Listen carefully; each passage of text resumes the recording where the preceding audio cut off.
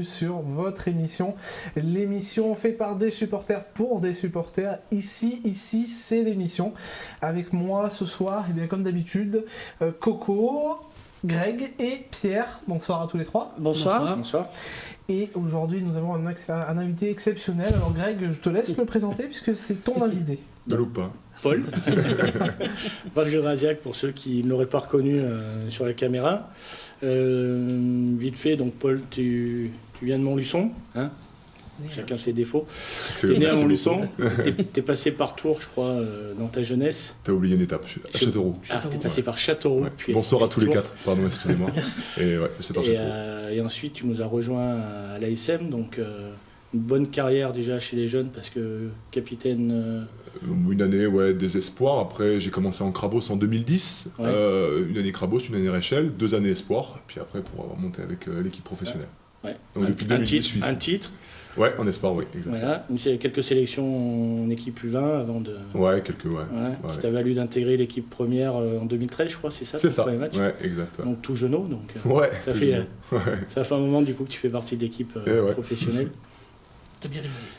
T'as bien révisé. Ouais, mais tu sais que pour la petite anecdote, je connaissais quand ils faisaient les fêtes TPM à l'époque, justement, avec Julien Cazubek, on en parlait tout à l'heure, et Johan Gendrésiac. Voilà, c'était les jeunes à l'époque qui perçaient. Ouais. Et... On faisait partie du bureau directeur, donc c'était plutôt sympa. Voilà, c'était ça. Petites réunions et TPM. Ça perpétue la tradition des jeunes montferrandais. Donc c'est très très bien. Bon voilà. Alexis. Et alors on va dire bonjour à tous ceux qui sont avec nous. Donc j'ai vu passer Zoé, Aurélie, Émilie, j'ai vu passer Muratoise, Jean-Yves, Michel, Gérard, il y en a plein d'autres. Donc merci encore d'être là ce soir avec nous. N'hésitez pas à nous envoyer des questions à nous, à Paul. On essaiera de répondre à peu près à tout. Et dans la mesure du possible, parce que vous êtes pas mal à nous envoyer des photos. On vous remercie, parce qu'on est bientôt à 2000 j'aime sur la photo, sur la page des coulisses du rugby Auvergnat. Et pour ceux qui peuvent pas regarder l'émission en direct, on le rappelle, on est en replay donc sur Facebook, sur YouTube, sur Twitter et aussi sur Spotify en podcast. Donc n'hésitez pas à nous écouter, à nous regarder. Ça nous fait toujours plaisir. Et puis n'hésitez pas à inviter vos amis parce qu'on n'est pas loin d'atteindre les 2000. Ouais. Les 2000 abonnés, donc ça serait bien qu'on atteigne cette barre. Donc et on fait une grosse fiesta aux 2000. Voilà, donc on essaye de... Bon, tout ça, tout chez moi, mais voilà, c'est la nouvelle mode. Non mais on sera déconfinés. Tu crois ? Écoute, alors pour les 2000, on essaie de déconfiner et puis on boira une bière. Aujourd'hui, bien sûr, on va parler de la défaite de l'ASM face à Lyon. On aura notre petit sondage au milieu. On parlera ensuite de l'ASM Brive le 1er mai. Ensuite, on parlera de notre futur entraîneur qui a été officialisé la semaine dernière, mais du coup, on n'a pas eu le temps d'en parler. Et puis, on fera un petit tour sur les filles, les espoirs et Aurillac. Et on terminera par un carton rouge que Greg nous a donné tout à l'heure avant l'émission. Donc voilà, et après bien sûr on en répondra à toutes vos questions. Et bien c'est parti pour le débriefing du match Loup ASM.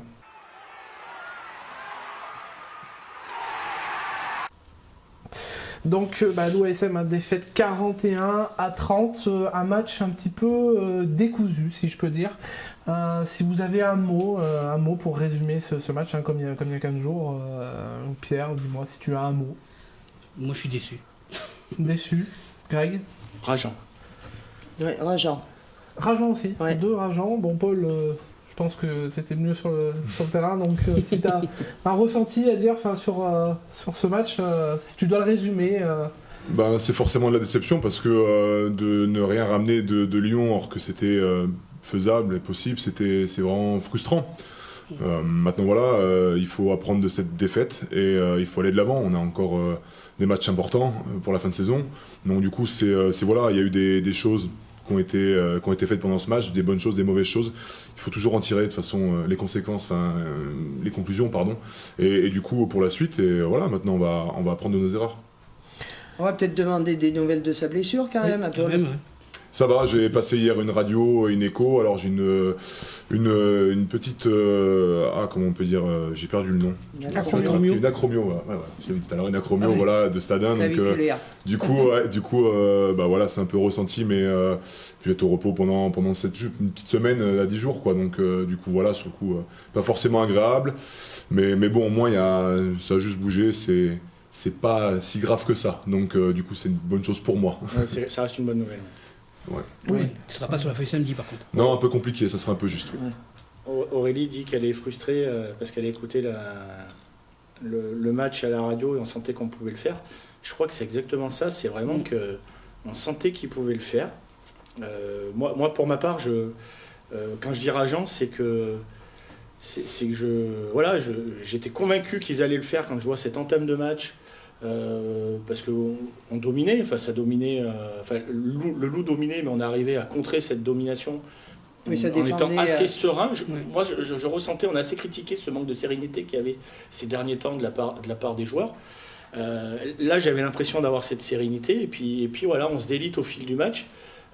Puis pour terminer par une cagade qui fait qu'on perd carrément le bonus défensif. Donc c'est vrai que voilà, quand je parle de rageant, c'est ça, c'est qu'on passe d'un match où on peut basculer sur une victoire et il n'y a rien à dire si on ramène au moins les 4 points, on revient avec 0 points. Donc c'est vrai que voilà pourquoi c'est rageant. Et Aurélie, je pense que je rejoins ton sentiment que tu avais sur la radio, on pouvait le faire.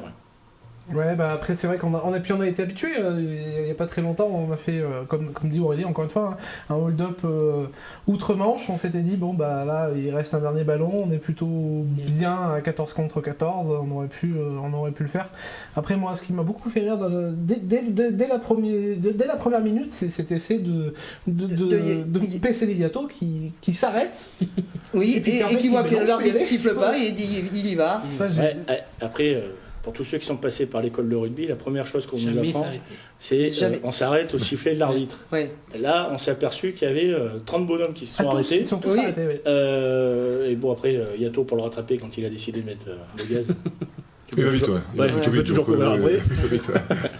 Donc tant mieux pour la SM, mais après, je suis désolé, même à ce niveau-là, c'est une erreur qui ne doit jamais arriver. Tant que l'arbitre ne siffle pas, tu t'arrêtes pas de jouer. C'est vrai, mais là c'était quand même assez brouillon. Alors avant de continuer, on va déjà on va poser les bases. On avait fait un sondage, donc on va lancer le sondage. Ou pas.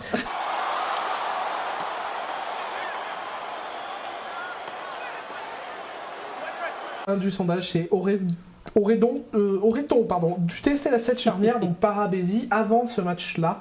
Donc ça a plutôt été dans la saison, quoi. Ouais, plutôt dans la saison. Ça a été quand même assez clair pour tout le monde. Ça a été oui à 98% et non à 2%. Donc voilà, je pense que tu as eu quelque chose à dire, Coco. Oui, alors j'ai encore un coup de gueule à lancer. C'est-à-dire que c'est un sondage, donc c'est ni une leçon, ni une excuse. Point barre.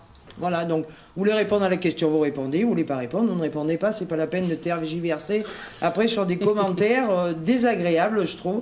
Non, ça sert à rien, c'est un sondage, vous voulez répondre à la question, c'est très bien. Voilà. Alors nous, je suis très bonne humeur, pourtant. Ça se voit.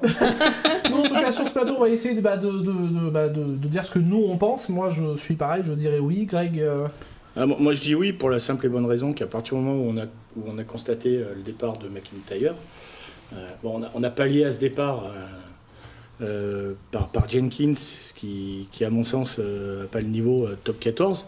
Après ça reste un bon joueur de Fédéral 1 certainement, mais déjà il était à Nevers d'ailleurs, je crois qu'il était en train de tester à Nevers. Il était en test à Nevers avant d'arriver ici. C'est ça. Donc voilà, à ce moment-là on avait quand même Kevin Vialard en troisième demi-mêlée qui faisait des bouts de match.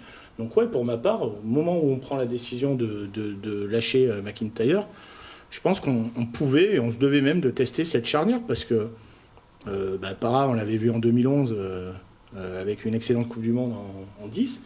Bézi, c'est un 10 de formation. Et en plus, on avait dit la dernière émission. Mais ça fait un moment que nous on le dit. Même pour intervertir, même pour intervertir pendant le match, selon parce que Para peut-être est un peu plus gros plaqueur que Bézi et a plus de jeux au pied. Enfin, il y avait cette multiple possibilité de les avoir. Après, attention, Nanae Williams, voilà, il est pas mauvais, hein, qu'on soit bien d'accord. Ah non. C'est juste que c'est pas un 10 de formation. Mais c'est pas son poste. Voilà, et que on l'a encore vu samedi. Il est très bon, mais il manque cette gestion que Camille Lopez fait actuellement à merveille, cette gestion du jeu, ce déplacement au jeu au pied qu'on a besoin des fois pour se sortir d'une pression, ou tout du moins faire courir l'adversaire. Et Nanae Williams, tout de suite, il répond pas sur ces détails-là, mais voilà. Alors qu'on l'a vu, Para en 9 à sa rentrée, on va encore. Hein, je sais pas si tu poseras la question. Dès qu'il rentre, c'est. Voilà, je sais pas si tu poseras la question C'était le jour et la nuit. Voilà. C'était le jour et la nuit. Un vrai patron sur le terrain, mais du coup, ça a permis aussi à Bézi de jouer dans un petit fauteuil. Donc, non, ouais, on aurait dû tester cette charnière plus tôt, je pense. Mais voilà, comme le dit Muratos, on a plus de 10, et puis j'ai vu passer à autre chose, quelqu'un d'autre qui l'a dit, on manque d'un 10, d'un vrai 10. C'est vrai que quand on perd Camille, là derrière, c'est des 9 qui pallient en numéro 10, c'est forcément... on aurait pu essayer... Fritz Lee, hein, qui nous a mis un beaucoup de pieds. C'est vrai. On aurait pu jouer à tous les postes. Non, mais après, c'est vrai qu'il y a eu des commentaires sur ce sondage du genre... Alors, il y a Lionel qui est très statistique, donc qui nous a dit qu'il y avait très peu de matchs, vous avez été ensemble sur la feuille de match, enfin, où ils pouvaient être ensemble sur la feuille de match, parce que à l'époque, Bézi était sélectionné en équipe de France. Qu'est-ce que j'ai vu aussi Camille était opérationnel, était très bon, donc oui, mais à un moment donné, voilà le résultat, c'est que Camille s'est blessé et qu'il a fallu trouver un 10 dans l'urgence.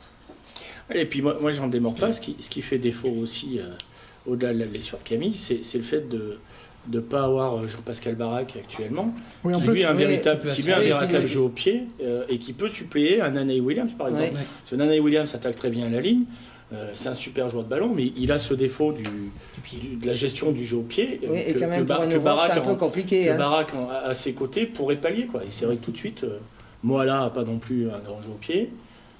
Non, mais alors par contre, qu'est-ce qu'il avance? C'est un vrai tracteur par contre. Moi je voudrais pas être défenseur face à lui, hein. Ça fait peur. Hein. Tuisova aussi, il avance. Oui, oui. Tu veux parler d'un tracteur? Oui.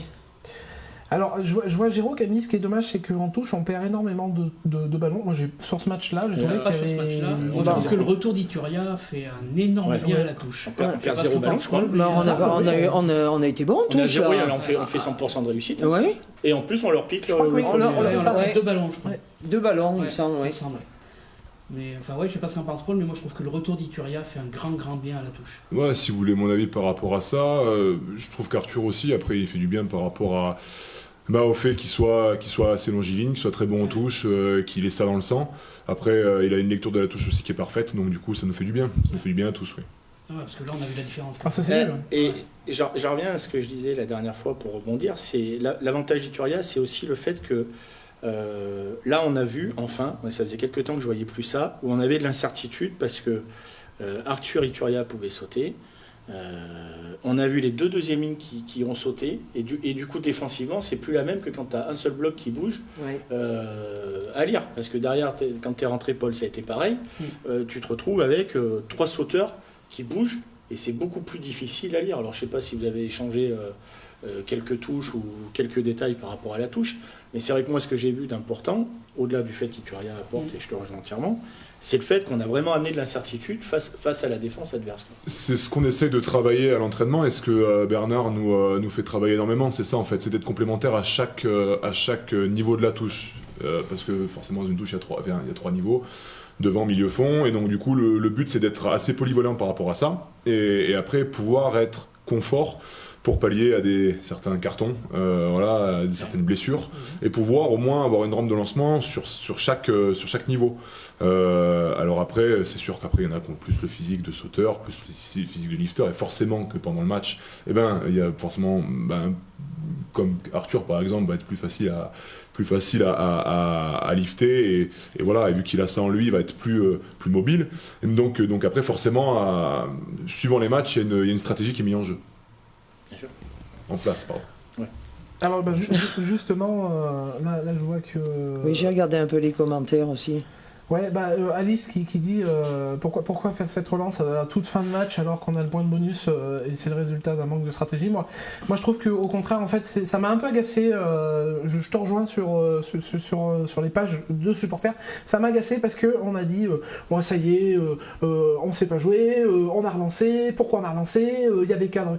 Je suis désolé, mais ça aurait marché, on les aurait encensés. Absolument. Donc en fait, comme toujours. Il y a Penaud, risque à prendre. Penaud, il a été un peu sevré de ballon, même complètement. Parce que je sais pas comment il a eu le ballon, mais... Ouais. Donc t'as l'envie, quoi, je veux dire... Alors, c'est pas sur l'envie, c'est sur la gestuelle. Je parle vraiment du geste où il jette le ballon un peu. Alors en plus, c'est vrai qu'il fait partie de ces joueurs qui ont cette nonchalance et qui agacent des fois certaines personnes, voire même certains coachs. Mais après, il a le soutien. Voilà. On sait que c'est quelqu'un qui est dur sur les appuis. Le soutien est là, alors c'est facile quand on regarde le match, je suis pas sur le terrain. Mais voilà, s'il conserve, on peut avoir cette occasion de... tout du moins cette continuité de jeu qui permettrait peut-être d'aller chercher cet essai. On ne le saura jamais, de toute façon, le match il est terminé. Mais par contre... Moi, si je peux juste me permettre de dire quelque chose, et te couper, je suis désolé, pardon. Non, mais tu peux. Plein de fois, en fait, Alexis l'a bien dit, si ça marche, bien sûr, on va lui lancer des roses, etc. S'il tente, c'est sûr qu'à ce moment-là du match, fallait peut-être conserver. Moi, je suis pas là pour dire et tout, mais Damien nous a sorti tellement de situations, nous a marqué tellement d'essais, des beaux essais. C'est tellement un joueur talentueux que forcément sur ce match-là, ça a été un peu compliqué. Mais pendant le match, il a aussi fait des très bonnes choses. Et donc, on retient ça à la fin. Et après, c'est ce que je vous disais au début, c'est comment justement. Par exemple, moi, je suis fautif aussi par rapport au coup d'envoi que je loupe. Il faut dire ce qui est, mais dans le sens où comment de ces erreurs individuelles, on va pouvoir en tirer du positif et aller de l'avant. C'est sûr qu'il y a eu des erreurs, on en a tous fait, il y en aura toujours, il y aura des en avant, il y aura tout ça. Comment maintenant on va réussir à aller de l'avant et se qualifier et aller décrocher ce bouquet de bonus?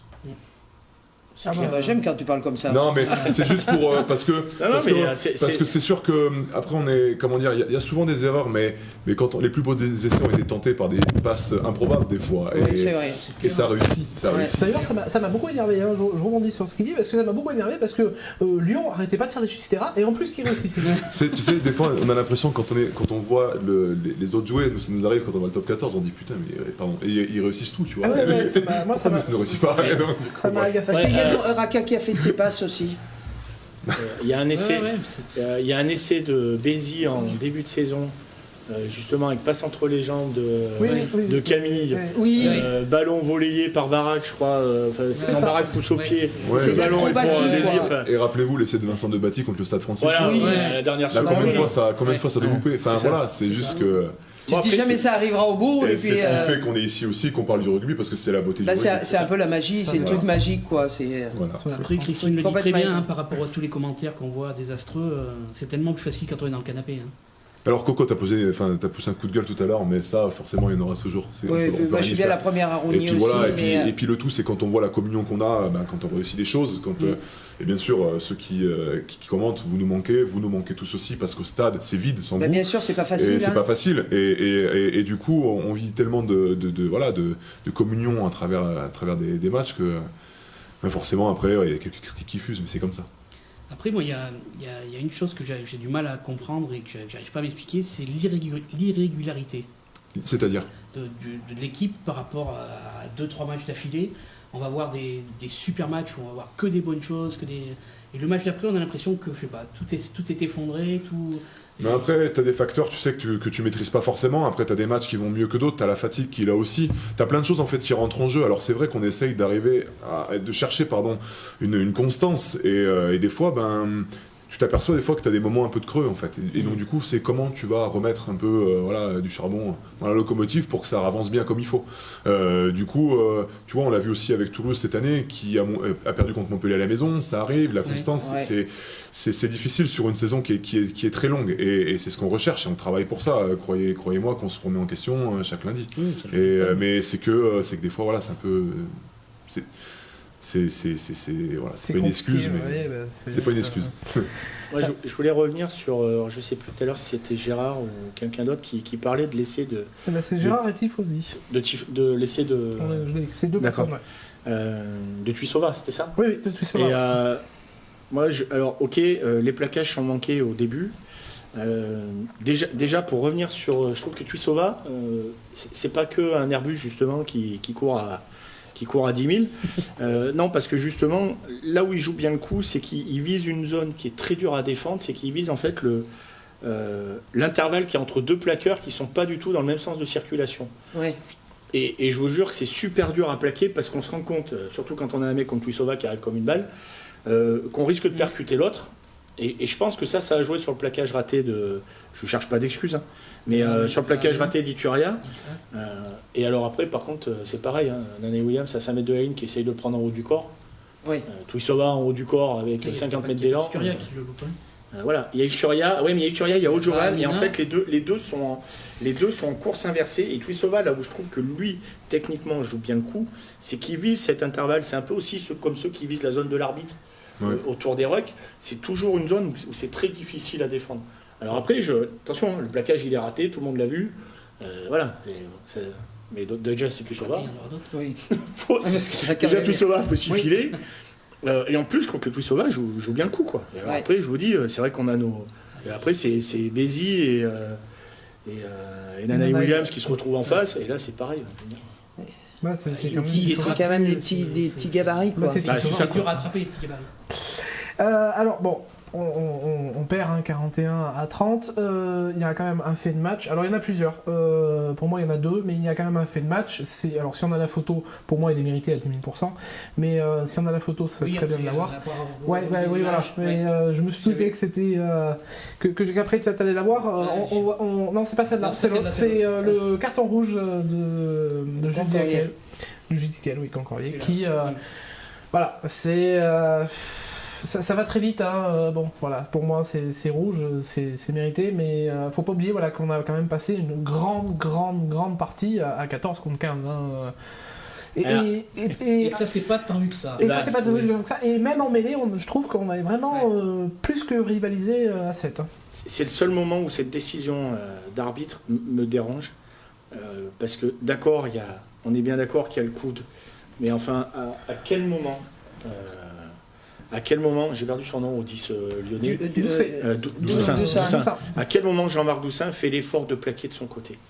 À aucun moment. Ah ben il vient, voilà. Non mais je veux dire, même, il cherche pas, là on voit bien, il cherche même pas à aller attaquer le ballon, ni rien. Il est droit comme un i, on a Judy Kael qui arrive, lancé comme un frelon, qui est en train de se faire plaquer. Il a juste l'attitude, parce qu'il n'a pas une attitude. Voilà, il n'a pas une attitude où il veut faire mal. Il lance pas le coude. Il part et on a le mec en face qui est droit comme un i, qui fait ni le geste d'arracher le ballon, ni le geste d'aller le plaquer en haut du. Par contre, c'est la faute de Douce. Alors, non, mais bien sûr, mais cette règle, elle est dérangeante parce que bien sûr qu'il faut protéger les joueurs et bien sûr qu'on ne doit plus voir ces gestes qu'on a tendance à voir avec le coude et la blessure d'Aurélien Rougerie nous le rappelle parce qu'en plus ça nous a touché tous parce que c'est un Clermontois. Mais je veux dire, là, à aucun moment, je lui dis qu'elle fait une action pour faire mal ou pour se défendre. Il n'y a rien. Je veux dire, c'est vraiment c'est dans le jeu et Doussin fait aucun effort. Et moi, là, ça me dérange parce que le rouge, je le trouve hyper sévère. Voilà. Et c'est là où les arbitres ils doivent s'adapter. Mais c'est l'application de la règle. C'est malheureusement, oui. Alors moi, pour revenir avec vous, je connais très bien forcément Judy Kael. Il rentre dans le contact et forcément, il va. Et quand tu vas avancer, tu mets les avant-bras. Tu vas pas y aller droit comme un comme ça. Ouais. Voilà. Non, du coup, c'est sûr que son coup est pas désiré. Je veux dire, voilà. Alors après, il y a deux trucs. Doussin est un peu petit, il le prend haut. Ouais. Rappelez-vous en équipe de France, c'est comment il s'appelle le 10 de l'Écosse, Russell, qui a pris un carton rouge pour exactement la même chose. Et malheureusement, c'est la règle. C'est ça en fait. C'est l'arbitre applique la règle, même si Judy Kael veut pas faire mal. Moi, ce qui me dérange un peu, c'est pas tant ça, parce que bon voilà, il applique la règle, c'est au pied de la lettre. Voilà, on a eu un arbitre il y a 15 jours, on a bien compris que c'était que quand il voulait qu'ils appliquaient la règle, et des fois c'était un peu au bon vouloir de l'arbitre, malheureusement, parce que tu avais des règles qui faisaient que voilà. C'est ce qu'il avait expliqué, c'est ce que demandait Bruno. Et ce qui manque peut-être un peu au rugby, c'est qu'on voit de plus en plus, et ça vraiment, je suis contre ça, et ça m'embête vraiment, c'est que de plus en plus on simule. Parce que là, sur le plaquage, il le prend, ok, tout de suite il fait ça, on voit l'arbitre qui tend le bras, il va plaquer derrière. Non mais ça c'est le jeu, enfin je veux dire... Et ben ouais, mais ça me dérange. Et puis c'est ennemi de mêlée en plus. Oui, alors, c'est ce que j'allais dire, parce que j'étais sûr qu'il y a quelqu'un qui allait dire ça sur le plateau. Alors, par contre, si t'as regardé le match, enfin vous avez tous regardé le match. J'avais Angleterre-France et là il s'est... Est-ce que tu as vu à un moment Morgan Parra, quand il est resté à terre et qu'on a eu une pénalité? À partir du moment où... Mais il l'a fait subtilement. À partir du moment où c'est un fin stratège. Est revenu et qu'il a sifflé pénalité, je sais pas qui c'est qui l'a regardé, Morgan, mais il l'a regardé avec un grand sourire. Oui, mais ça c'est typique du Morgan. Là, sur Doussin, enfin, il prend le coup comme s'il pouvait plus respirer, et puis d'un coup, il voit que l'arbitre. Ouais, je suis d'accord avec toi, José. Voilà, c'était un peu ce sens-là, mon discours.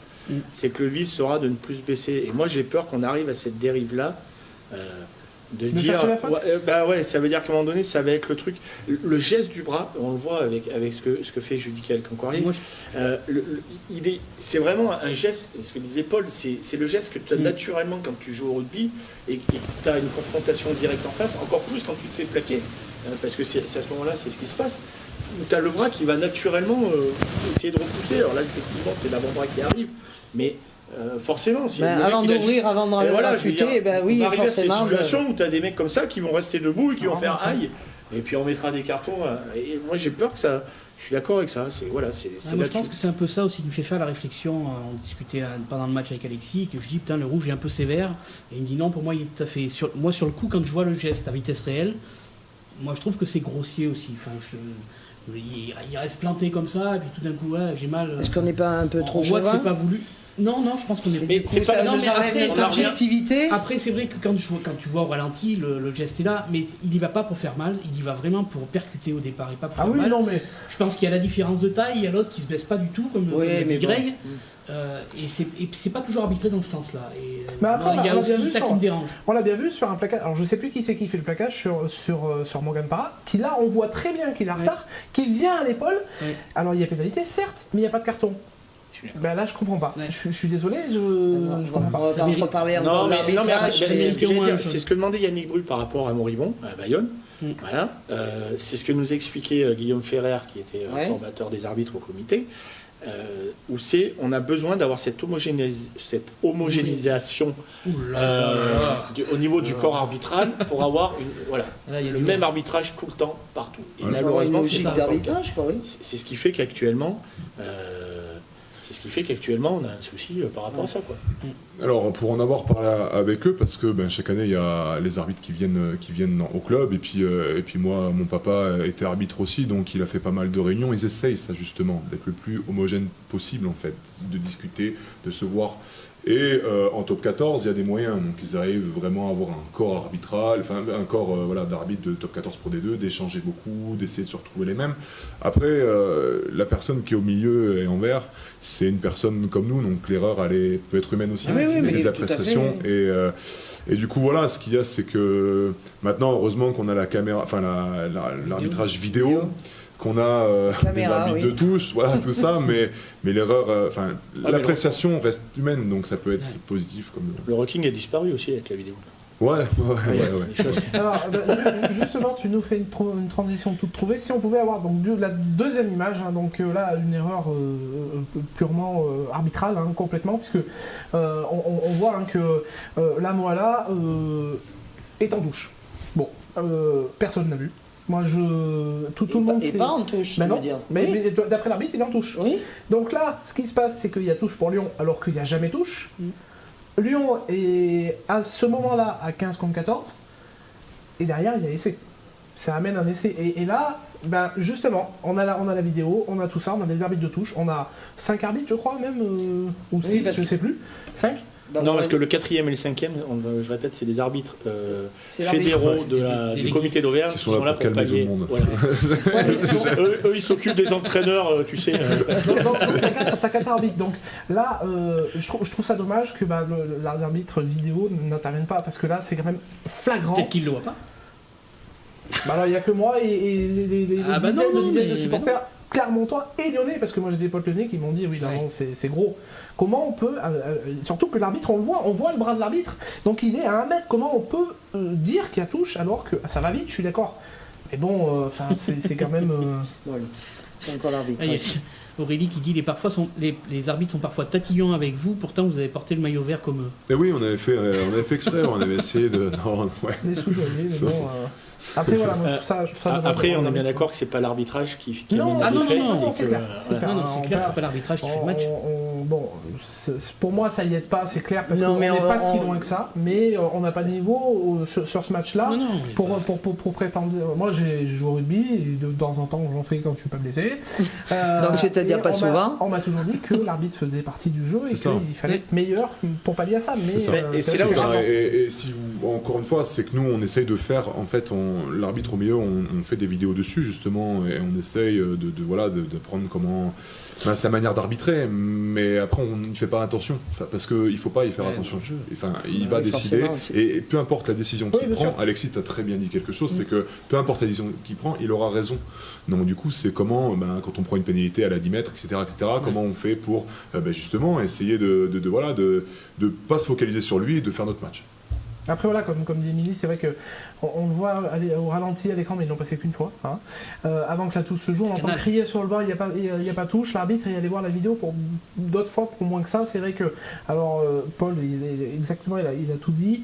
Le truc c'est que nous, on est supporters, ce jour-là, on n'est pas sur le terrain et que c'est un peu rageant. Ça va que la télé ça coûte cher, parce que sinon j'en aurais cassé plus. Après j'en reviens un peu à ce que disait Pierre tout à l'heure, et ce qu'on a dit sur certaines émissions. C'est qu'actuellement, on a une équipe qui n'est pas sur le toit du monde ou sur le toit de l'Europe, comme on a eu ces dernières années. Parce que c'est pareil, il ne faut pas oublier que ça fait quand même 5-6 ans où on est quand même, ou même plus, où on est vraiment sur le toit de l'Europe. Enfin, je veux dire, ça jouait le titre européen tous les ans, ça jouait le bouclier de Brennus tous les ans, et puis on avait une équipe qui dominait le top 14, qui faisait partie un peu comme Toulouse et La Rochelle cette année. Et on a été habitué un peu à ça, et c'est vrai qu'à ce moment-là, même l'arbitre le plus tricheur du monde ne pouvait pas trop contester quoi que ce soit, tellement que l'équipe était au-dessus du lot. Je pense que tu as eu une transmission de pensée avec Fidboul, parce qu'il nous dit en finale 2010, Nalaga était en touche, et après on marque le droit. Non, mais voilà. Bon, ça n'aurait pas changé grand-chose. C'est juste que cette irrégularité, ou tout du moins le fait qu'on est peut-être un peu moins dominateur, et qu'on écrase un peu moins la concurrence, nous fait aussi des fois être un peu plus frustrés sur des erreurs d'arbitre, enfin sur ce qu'on considère comme des erreurs d'arbitre, alors qu'à la base c'est plus un problème où on se fait dominer tout simplement. Quoi. Mais voilà, mais on va vous souhaiter de dominer les 6 derniers matchs avec un essai, on s'en fout. On oublie, je crois que c'est Dato aussi qui avait fait un en avant. L'année du titre, en 2010, non mais tu vois, c'est ça, c'est les... Je me souviens bien aussi de cette bon-là, il y est, oui, il est dans ce sens-là, ça va. On est champion, on s'en fout. Après, c'est ça, on n'est pas très objectif des fois. Non, mais on n'est jamais objectif, mais forcément. On est supporter de notre équipe, c'est tout. Bon, j'avais une question, vous avez toutes répondu sur si vous avez un joueur à sortir du lot. Bon, dans les commentaires, on a vu que Morgan revenait très souvent. C'est vrai que quand il est arrivé, il a amené une sérénité, c'est incroyable. Mais c'est un fin stratège aussi. Ah, oui. Mais moi, ça me fait peur parce qu'il n'a pas 20 ans, le garçon. C'est ça le problème, c'est que les années à venir, il va falloir le pallier, le remplacer. Il y avait la Morgan dépendance passé un temps, on avait réussi à y pallier un petit peu et on y revient, je trouve, un peu. On en revient parce qu'il est vraiment... alors je sais pas si sur le terrain, tu vas pouvoir me répondre, si quand il rentre, il amène cette tranquillité, cette lecture du jeu, ou je sais pas, mais quand il rentre, on le voit, il arrive, tout le monde se met à sa hauteur, et voilà, alors des fois il engueule les gros, ça me fait rire, mais c'est incroyable, il est respecté, et puis après il a du métier avec... Non, après Morgan c'est un leader incontournable du vestiaire. Quand il dit quelque chose, forcément que ça touche tout le monde. Je suis pas là en train de faire Bézi Para. Oui, non, mais on n'est pas... C'est pas... Mais voilà, non, mais juste, mais je veux dire que c'est sûr que Morgan, quand il parle dans le groupe, il a une portée, il touche tout le monde, et forcément qu'il a énormément d'importance, comme Seb là aussi. Voilà, on a vu au Stade Français, quand Sébastien est rentré, c'était aussi un tournant du match. Du coup, voilà, Morgan, il a cette facilité à nous toucher, facilité à nous parler, facilité à bien comment on peut dire... prendre bien du nous faire recul. rentrer dans les matchs, si vous voyez ce que je veux dire. Enfin, c'est un leader de vestiaire et c'est un leader Il sait vous incontournable. motiver, il sait. Voilà, Oui, les mots. puis il a tellement de... Ça fait Après, depuis longtemps qu'il y joue. Après, c'est un entraîneur. Alors, déjà, en plus, c'est quelqu'un qui se forme en tant qu'entraîneur Ouais. là-dessus. Bon, nous, on connaît aussi dans le monde amateur parce qu'il a entraîné au Barbier Vert, au CUC, avec un peu de réussite. À Rion aussi. À Lyon aussi. Ouais, quand mon fils jouait, c'était à Rion. d'accord. Ouais. Et après, il fait partie de ces joueurs, quand ils arrivent en fin de carrière, qui continuent de se bonifier. On a toujours cette vision moi, de ces joueurs. Josion, moi, c'est un des plus beaux joueurs que j'ai connus et qui était encore plus fort. Tony Marsh était pareil, pour reprendre un peu sur les mêmes postes. C'est ces joueurs qui sont déjà très forts naturellement et qui, là, vont peut-être un peu moins vite dans l'exécution, mais qui, par contre, arrivent à prendre ce recul nécessaire qui leur permettent d'avoir ce temps d'avance. Alors voilà, il y a le talent qui est toujours là, et puis il y a l'expérience, et du coup à l'arrivée ça fait qu'il est encore très très fort. La vitesse d'exécution, moi je trouve que depuis quelques temps, Il a été rapide. Non, mais quand je parlais de la vitesse, il a été super pour sortir des ballons et tout. Covid, je pense là. Oui, mais c'est vrai qu'on avait fait un peu de distinguo. Quand je parlais de la vitesse d'exécution, c'est que si on compare un Dupont tout de suite est dans l'explosivité. Ah oui, enfin bon, voilà. Que Morgan n'a pas. Fait Mais encore par un match, contre, voilà, Morgan il est présent, il est là, il est. Comme tu disais, il rameute du monde. Je pense que derrière, quand il vous parle, ça percute. Moi après Morgan, déjà en 2010, on savait qu'il mettait la tête ou pas beaucoup d'avant, on voulait y mettre les pieds. Ouais. Donc voilà, c'est non. D'ailleurs, il nous fait peur quand tu fais ça. Non mais oui, mais. Quand il reste couché par terre, là, des fois. Moi après, il y a plusieurs joueurs qui m'ont plu sur ce match, parce que Morgan, bien évidemment, je l'ai dit en début d'émission. Les deux talonneurs m'ont plu sur ce match-là, parce que j'ai trouvé qu'en plus il n'y avait pas eu de. Des fois, il y a un petit moment de flottement sur les emplacements, et là entre Pélissier il n'y a pas eu du tout, et puis j'ai trouvé qu'ils avaient été présents. Fourcade un petit peu moins bien que d'habitude. Ouais, mais j'ai trouvé que les deux talonneurs étaient bien. Ojovan à droite, il est en train de confirmer une saison, il arrive de Pro D2, je trouve qu'il s'est super bien adapté à la difficulté. Et après, un mec qu'on ne parle pas parce qu'il est régulier dans ses performances, mais c'est Moala, quoi. Moala, encore une fois. Moi, là, dès qu'il touche le ballon. C'est énorme. Ouais, voilà, je veux dire, c'est waouh. Moi, je trouve que Ituria, pour son deuxième match de reprise, a été très très bon aussi. Il a amené énormément, il a fait beaucoup de bien. J'ai trouvé que tu avais fait une bonne rentrée aussi, Paul. Tu dis ça parce qu'il est là. Non, pas parce qu'il est là. Mais il peut être témoin. Paul, je l'ai connu quand il a débuté en top 14. Je l'avais connu un peu en espoir, je l'ai connu quand il rentre en top 14. Et je lui avais dit, pour moi, tu es un futur cul de mort. Non. Tu te rappelles pas? Ouais, mais non, je te j'ai pas l'avais la dit. prétention. Non, mais c'est pour ça que tu t'accroches régulièrement sur le terrain. J'avais décelé que ça serait un bon deuxième ligne déjà. Non, après. Orovan, en début de saison, je sais pas, sur les premières émissions où je suis venu, je vous ai dit, c'est un futur d'Atos, ce gars-là. Regardez la progression qu'il est en train de faire. Les matchs qu'il fait. En fait, Pierrot, tu devrais aller à la cellule de recrutement de l'ASM. Non, mais Pour ce qui est de Paul et d'Arthur, ils ont un point commun, et il était venu dans Rock Arvergne, c'est Sam, c'est que vous avez eu aussi Sam Chironc. Ouais, on l'a eu chacun votre tour en espoir. Moi, je l'ai eu un petit peu comme ça, ça n'a jamais été enfin, il a été mon entraîneur, mais je veux dire, j'ai jamais fait une saison complète avec lui. Ouais. C'est lui qui m'a lancé dans les espoirs. Ouais. Et après on a terminé la saison avec Alex Audebert. C'était une bonne chose aussi. Il fait l'émission de Rock Arvergne aussi, Alex. Il en pense quoi, Paul, de Yato en seconde ligne? José. Alors, je pense qu'il pose des questions. Alors, on en a souvent parlé. Peselli, c'est un joueur de très grande qualité. En fait, on en a discuté ensemble. Parce que il était, je sais pas, mais il est venu me voir plusieurs fois, on en discutait un peu tous les deux en disant qu'il était gêné et tout. Je lui dis mais qu'il n'a pas à être gêné parce que c'est quelqu'un qui a des grosses qualités en troisième ligne et en deuxième ligne aussi. Ce week-end il marque un essai. Regarde, voilà, il trace très vite et c'est quand même très solide. Et, après voilà, le choix de Franck de le mettre deuxième ligne, je trouve que c'est une bonne chose. Je trouve que c'est une bonne chose pour l'équipe. Et franchement, en toute honnêteté. Alors j'espère que tu as les épaules larges parce que Rochon Télévision te voit futur leader et un jour capitaine de l'équipe. Alors nous on signe tout de suite. C'est gentil. De toute façon il fait partie des leaders. Je veux dire même quand il y a eu... On est une cellule oui de leader. Après moi ce mot leader je l'ai jamais... À partir du moment qu'on est professionnel, on doit tous être des leaders. On est tous des joueurs professionnels et on doit tous amener quelque chose de plus sur le terrain. Il y a des leaders naturels qui se font. Comme Morgan en fait partie, comme Camille en fait partie, comme Fritz Lee, comme Sébastien Vahamaina, comme Arthur. Parce que voilà, ils ont cette ce fait de pouvoir bien gérer pendant le match et d'être frais pendant le match, de pouvoir prendre des décisions importantes. Et après oui, on a une petite cellule de leader où on échange pas mal, mais voilà, moi je suis un peu en retrait parce que pour moi, le rugby, alors attention à prendre un peu, mais c'est comme l'armée en fait. Il y a des gens qui sont là pour décider et il y a des gens après qui exécutent. Et pour moi, c'est pareil. C'est un peu cette hiérarchie-là. Il y en a qui sont là pour le capitaine et c'est quand il dit quelque chose, on y va tous derrière lui et puis à fond, quoi. Donc voilà. T'étais capitaine des espoirs dans l'année du titre du titre avant que tu ouais, on avait été champion de France avant en 2000. Ouais, alors capitaine. Ouais, capitaine en 2000. Il amène un essai d'ailleurs sur une grosse percée. Oui. Ouais, contre Bayonne. Ouais, contre Bayonne. Je me rappelle, c'était le dernier match de la saison. Oui. Dernier match de la saison. Premier match télévisé espoir sur Internet. On prend 50 à combien je crois à 7 à Bayonne. On avait pris une branlée, donc forcément Alex Waudebert pas content. Donc toute la semaine on s'est remonté, on est en finale 21-19, un truc comme ça. Donc c'était une bonne chose, mais bon. Voilà, il a précisé avec une pénalité de Bayonne ratée à la dernière minute. Le titre là, se joue vraiment sur.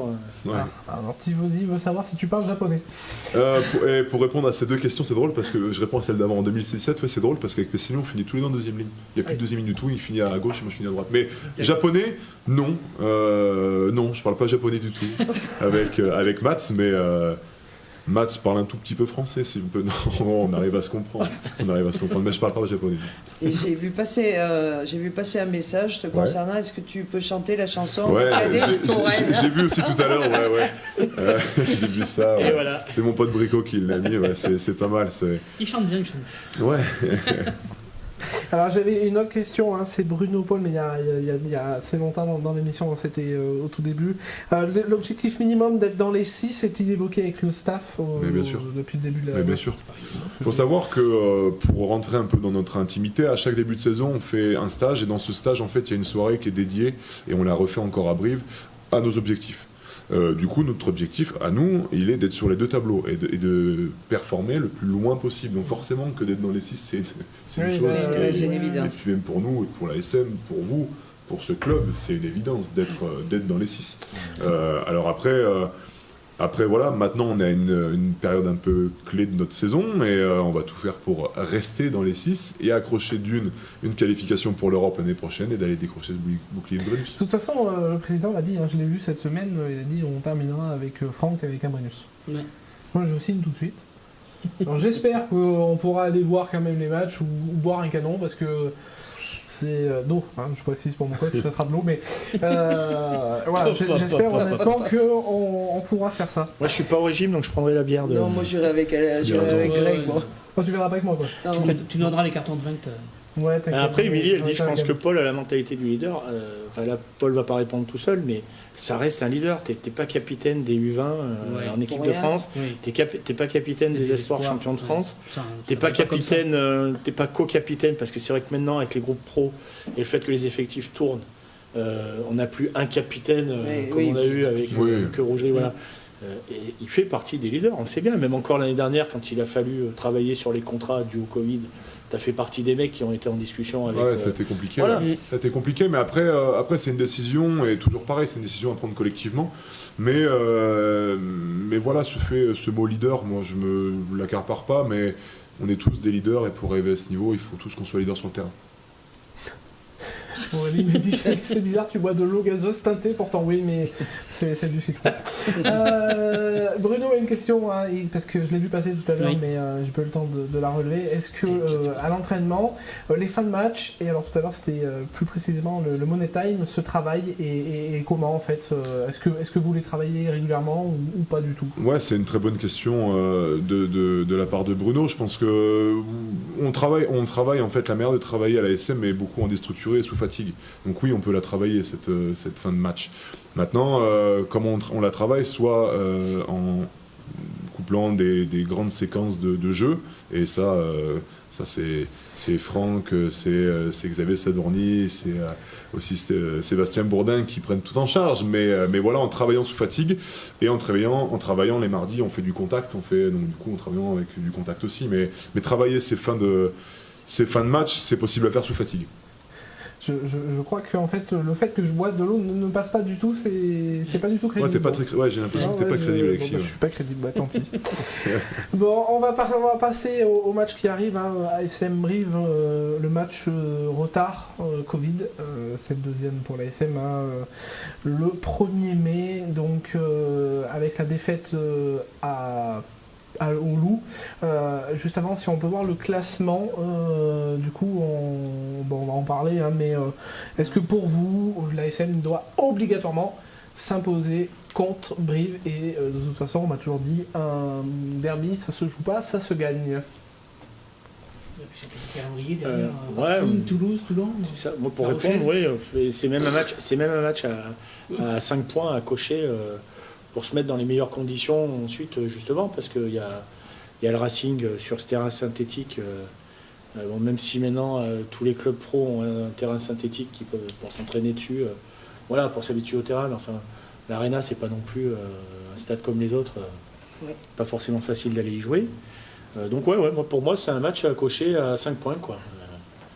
Ah, carrément de bonus. Moi je pense que faut pas passer à côté, oui, c'est clair. Alors, on est bien d'accord que c'est victoire impérative, ça, il n'y a pas photo, mais je pense que c'est un match où tu peux te permettre d'aller chercher le bonus, parce qu'en plus, Brive n'est pas une équipe qui ferme le jeu. Non, mais je veux dire, après, on a des équipes qui ferment le jeu. Brive, ils envoient du pâté quand même. 100 joueurs. Ouais. Donc, ça peut être... Et ils en ont accroché plus d'un cette saison, hein, notamment Toulouse, j'ai de tête Toulouse, Lyon aussi peut-être, enfin je sais plus, bref, il y a des... Ils ont fait des bons matchs. Ils ont fait des bons matchs, Bien sûr, ils ont fait des très bons matchs, donc c'est une belle équipe. Ouais. Donc oui, voilà, donc victoire obligatoire. Alors ton pote Brico me dit que si moi j'aime pas l'eau, il va falloir que tu me fasses goûter la capricette. Je te ferai goûter, ouais. Il va falloir que tu me dises ça. Donc alors bonus offensif obligatoire pour vous, si vous avez donc, on va dire un pronostic, hein, Pierre, pour samedi. Victoire à 5 points. 28-15. Greg. Moi, je vais rester sur les numéros de nos départements, donc 63-19. C'est bon. C'est l'objectif que je suis sur. C'est très bien. Ça me va très bien. Coco. Je pense qu'il y aura peut-être un petit peu moins d'écart. Je ne sais pas trop me mouiller, mais je sais pas, un 25... 25-19, tiens, je garde le 19. Ouais, quand même, vachement serré avec le point de... Ouais, d'accord, ok. Paul, tu seras pas du coup, où ça va être tendu pour que tu sois dans le groupe. Si jamais tu n'y es pas, tu fais quand même le déplacement ou tu... Vu que c'est ici en fait, du coup... au stade, oui, bien sûr. Bien sûr, nous, le groupe, on y va, et même c'est une très bonne chose d'y aller, on peut y aller. Du coup, nous, on peut en bénéficier. Voilà, on peut échanger. Non. On y va, et donc du coup, on a rendez-vous 20 minutes avant le match, et on se retrouve dans les tribunes. Et puis après on va surtout dans les vestiaires voir les mecs, prendre soin d'eux, essayer de surtout de boire une bière avec eux et puis de pouvoir passer de débriefer un peu. Jean-Luc le dit d'ailleurs, le Brive sera quand même affaibli donc c'est peut-être le bon moment de les prendre. Oui, c'est peut-être le bon moment de les prendre. De toute façon, il faut les prendre tout de suite. C'est compliqué, Nous, on n'a pas été touché énormément, je touche du bois parce qu'on a encore un test demain, mais du coup, c'est compliqué quand tu coupes, et on a vu Castres en début d'année qui avait pris très cher, très cher, mais même de ce... Alors j'espère qu'ils sont entraînés entre-temps, par petits groupes, je sais pas, mais... En 2 semaines de pas jouer, mais malheureusement c'est une saison particulière, c'est comme ça. C'est une saison particulière, oui, c'est sûr. Mais c'est le mot de l'année, c'est compliqué. C'est compliqué. C'est compliqué partout. Pour tout le monde. C'est très compliqué. On va peut-être changer le nom de l'émission. C'est compliqué. C'est compliqué, et d'autant plus que là c'est un point qu'on en a parlé tout à l'heure, on a une saison très longue, on a des fois des semaines où on pourrait mettre des vacances, mais on peut pas parce que y a des matchs reportés. C'est ça. Alors on se plaint pas, loin de là, on se plaint pas du tout parce qu'on joue, au moins on est heureux de jouer. Il y a des gens, il faut penser à eux. Dans le rugby amateur qui ne jouent pas, il y a des clubs qui sont en train de vraiment... Et puis mon frère en fait partie à Châteauroux, et donc du coup si ils nous regardent, courage à eux, parce que nous on a la chance de jouer, et je pense qu'il faut pas qu'on se plaigne. Donc du coup voilà, c'est un peu ce qu'il faut qu'on montre aussi sur le terrain, c'est cette envie-là en fait, de faire plaisir aux gens. Oui, tout à fait.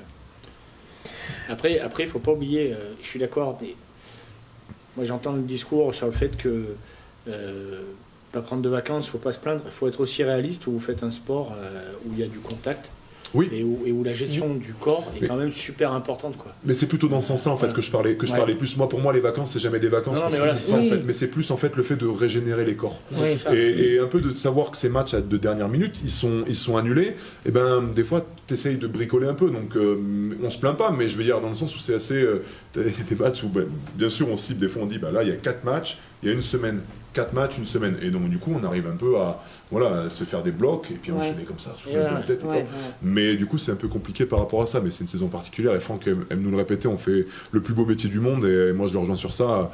Le fait qu'on puisse jouer, c'est une chose qui est géniale. Passion, surtout qu'on puisse jouer avec tout ce rugby fédéral qui est. Pour résumer, c'est Seb Bourdin qui a le plus de boulot cette année à l'ASM.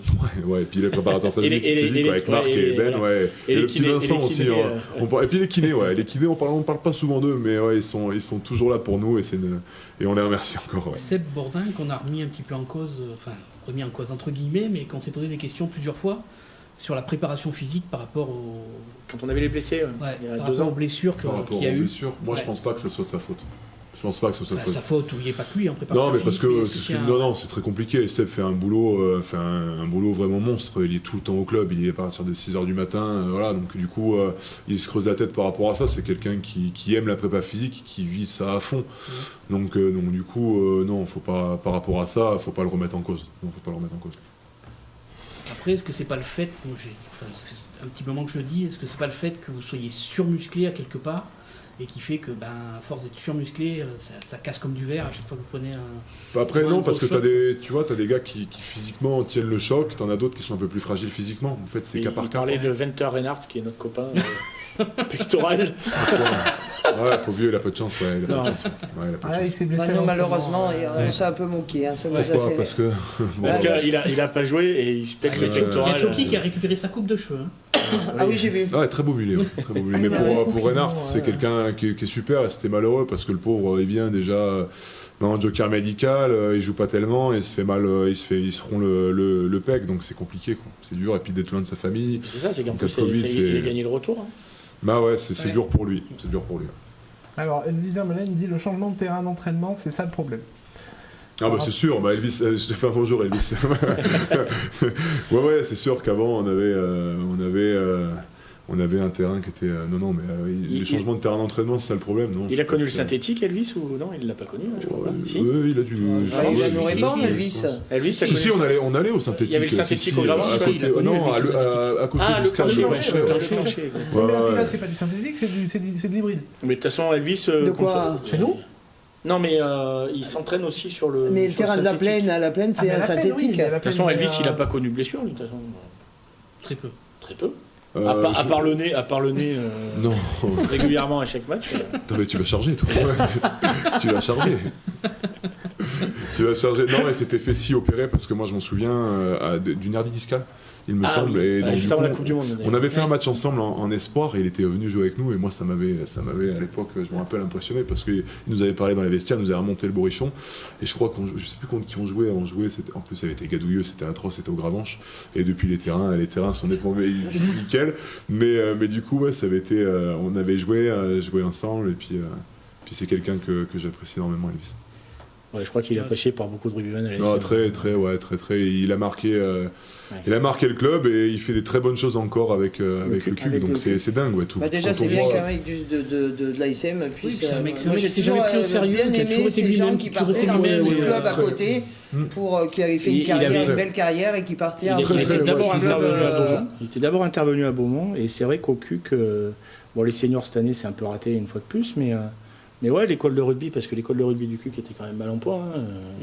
Et là, je crois qu'ils sont à plus de 100 gamins. Donc, c'est énorme. C'est énorme. Mais il y a, tu vois, dans le même système, je vais leur passer un bonjour, c'est aussi à Coventry, où ils font alors bien sûr, j'embrasse aussi Châteauroux, mais je veux dire, Coventry, pour connaître un peu, être en contact avec eux, c'est que voilà, il y a des gens, et c'est encore tous ces bénévoles, en fait, dans le club, qui font les clubs amateurs, et c'est eux qu'il faut mettre en avant. Elvis fait un boulot énorme, mais avec tous ces bénévoles, il y aurait, c'est ce qui fait que là, il n'y en aurait pas, on n'en serait pas là, et moi je serais pas là devant vous aujourd'hui parce qu'on doit tout aux bénévoles, quoi. Ouais. Ça c'est vrai. Et même à la SM sur les écoles de rugby. Mais moi je reprends dans tout. Jean-Luc qui rebondit sur le fait que Elvis loupe la Coupe du Monde justement sur sa hernie discale. Non, mais je suis en train de lire un truc. Non, c'est Phil Blues qui dit j'ai tous les albums d'Elvis. Alors, on parlait pas du même Elvis, Phil Blues.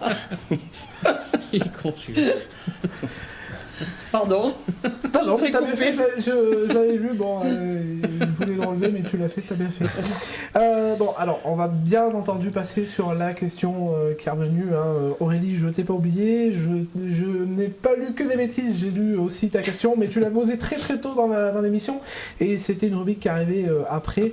Donc on va parler bien sûr de Jono Gibbs, qui revient en terre auvergnate et qui va prendre la tête de l'ASM. Donc alors, il y a deux questions. Aurélie qui te demande ce que tu en penses en fait du retour de Joe. Il va pas le décaler. Ah moi, pardon, je pensais que tu parlais. Je regardais les trucs, moi. Non. Ce que j'en pense du retour de Jono, c'est une bonne chose pour le club parce que c'est quelqu'un qui est très, qui a une vision par rapport au rugby qui est énorme et il va nous apporter. Je tourne une page, mais moi je suis quelqu'un de, comment on peut dire, qui marche à l'affect et t'es comme moi. Ouais, moi je suis quelqu'un mais je suis quelqu'un qui marche à l'affect, alors forcément que ça m'affecte un peu, mais voilà, certains départs forcément avec Franck qui s'en va, après je sais pas ce que feront les autres, mais le départ de Franck m'a beaucoup affecté quand il me l'a annoncé, et du coup après pour rebondir sur Jono, c'est une bonne chose parce qu'il va nous apporter un peu sa vision des choses qui va être du rugby, qui va être forcément différente de Franck. Donc c'est un renouveau et du coup il va nous apporter du rugby un peu à sa vision. Et ce qu'a Franck aussi, ce rugby un peu à la néo-zélandaise, cette structure à la néo-Z, du coup voilà, il va nous apporter. On a vu, tu le dis que tu as été touché par l'annonce du départ de Franck. On a l'impression que Franck, au sein de l'équipe, il était vraiment beaucoup apprécié et beaucoup aimé, parce que t'es pas le premier à nous le dire, et c'est vrai qu'on a vu notamment Camille Lopez qui disait demain sans Franck ça va me faire bizarre parce que je suis arrivé avec lui et ça va me faire bizarre. C'est ce que tu dis, on est beaucoup en fait à avoir été lancé par Franck, même si moi un de mes premiers matchs a été avec Verne, c'est Franck après, j'avais fait 3 matchs avec Verne et c'est Franck après qui a pris le relais, donc cette relation qu'on a avec Franck, elle est tous les joueurs. Tu parles d'Arthur, tu parles de Pesselli, tu parles d'Étienne Falgo, tu prends chaque mec dans le pack quasiment a quelque chose avec Franck, donc forcément que ça va laisser un vide. Mais Franck veut le faire de la meilleure des manières et c'est quelqu'un qui ne lâche rien et qui ne lâchera jamais le morceau jusqu'à la fin.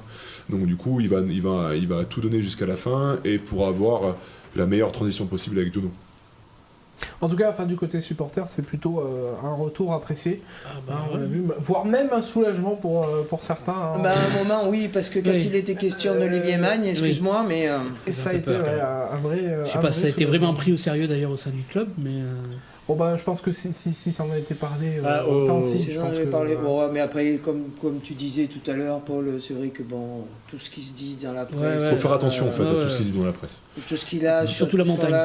Après, voilà, le côté positif, c'est que Jono Gibbs était dans la shortlist que nous avait exposé le président. Oui.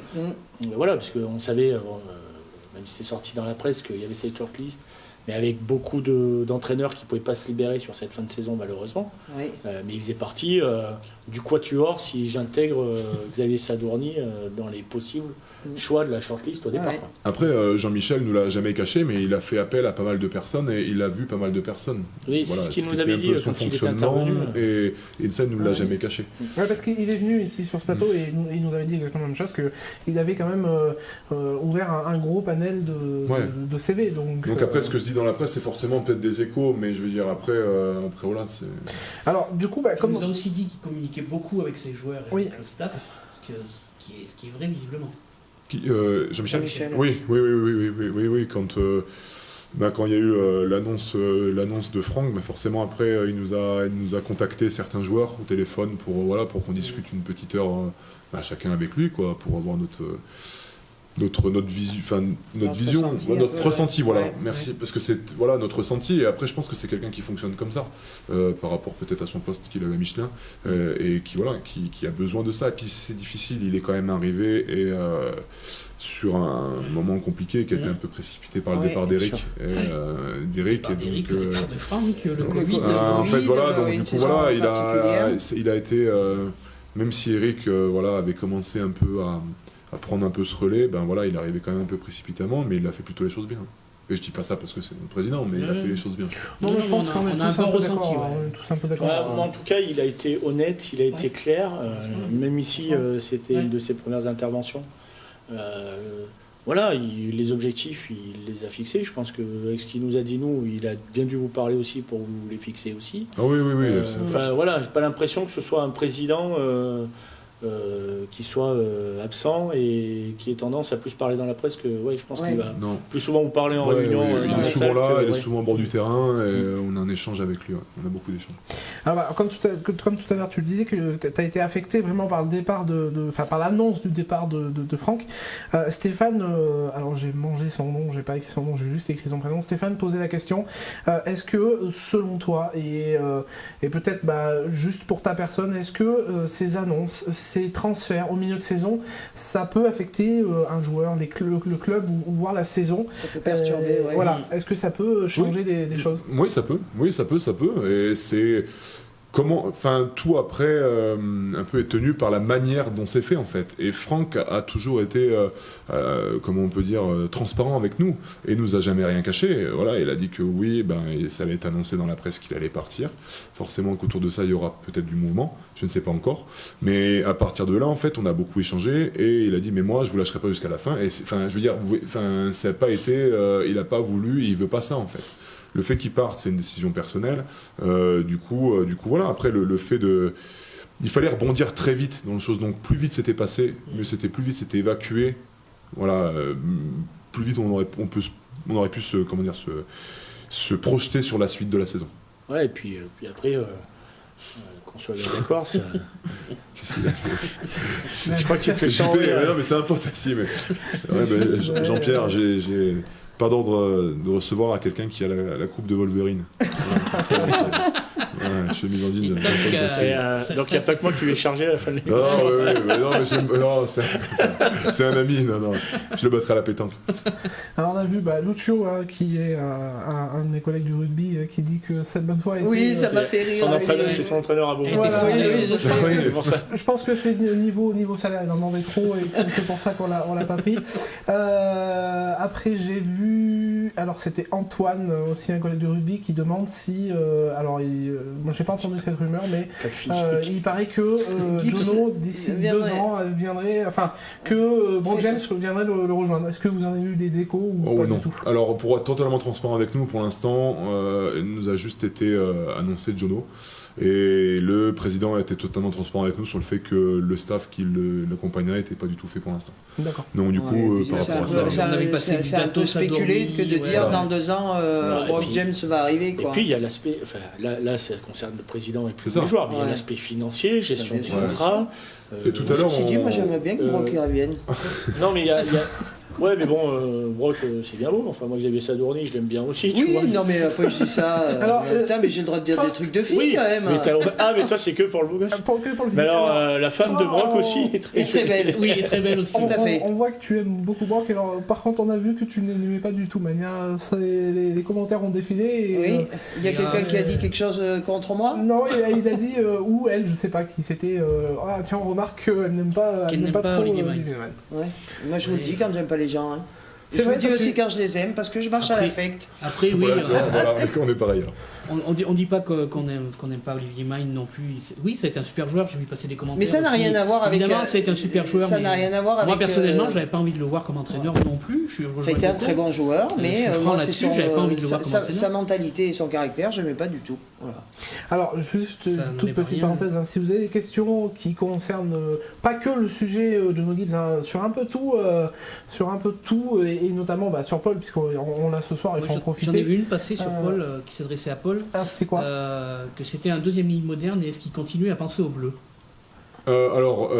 Deuxième ligne moderne. Deuxième ligne, non, en toute honnêteté, moi j'ai toujours pris, tu vois, j'ai jamais aimé les comparaisons, mais forcément qu'après, pour jouer au plus haut niveau, il faut quand même avoir un panel un peu de deuxième ligne maintenant qui est énorme, dans le sens, tu vois, quand on regarde des très bons joueurs, dont un qui va nous arriver la saison prochaine, Thomas Lavanini, par exemple, mais quand tu vois Isebest, quand tu vois les Watlock, quand tu vois Retalik, c'est quand même des joueurs qui font énormément de choses et qui ont un panel de compétences.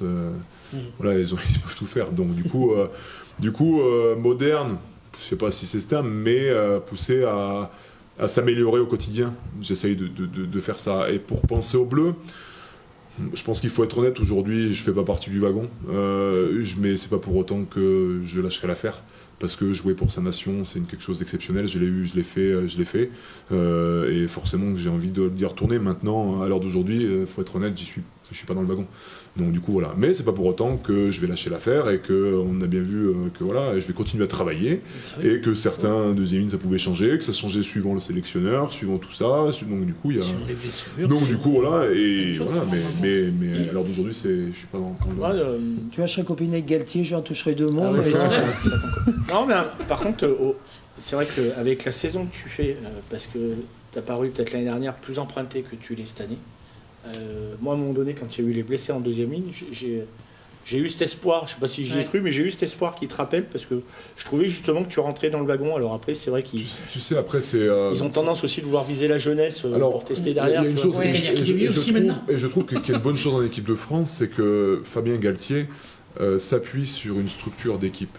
Et l'a fait un peu à l'anglaise, quoi. Ah non, voilà, une super équipe. Hein. Et on a une super équipe, ça marche, et c'est une très bonne chose, et c'est ça qu'il faut dire. Et donc, du coup, il y a une rotation. Super joueur, parce que on a vu un match en Angleterre quand ils sont partis, qui devaient prendre une branlée phénoménale. Ben non, ils les ont accrochés, ils les ont amenés au truc. Donc, du coup, ils s'appuient sur des joueurs, et c'est normal, sur une ossature, et c'est ce qu'il faut garder. C'est peut-être ce qui, à l'époque, forcément, un peu quand ça tournait toutes les 4 matin, non.